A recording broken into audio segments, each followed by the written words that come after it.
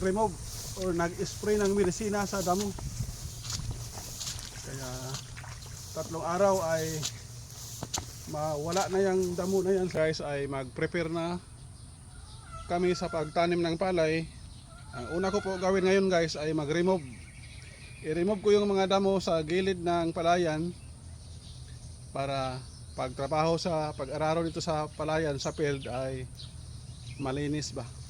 Kaya ngayon guys, ito ang aking gawin ngayon.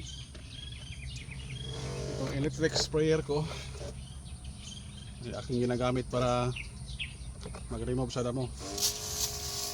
Ganyan guys.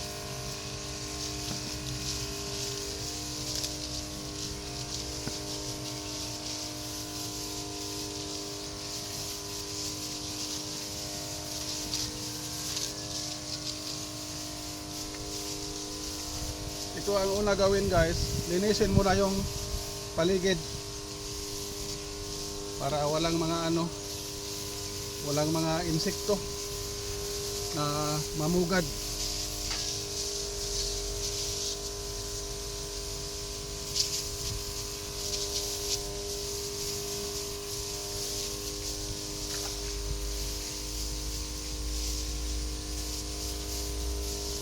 Kasi dito po mamugad ang mga daga pag hindi malinis. Kaya unahin dito guys.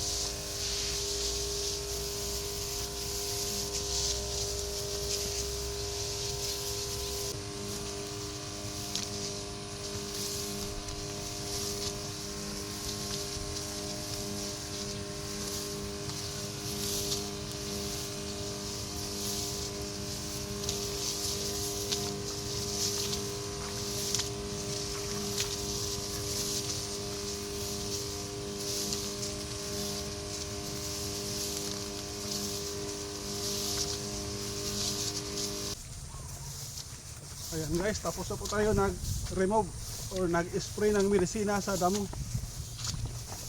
Kaya 3 araw ay mawala na yung damo na yan sa gilid ng palayan. So ngayon guys ay mag-araro na naman dito guys, araruhin to.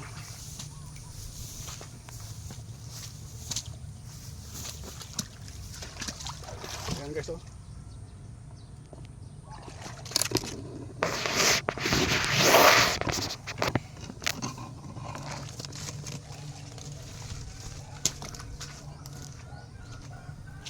Thank you for watching guys. See you on my next video.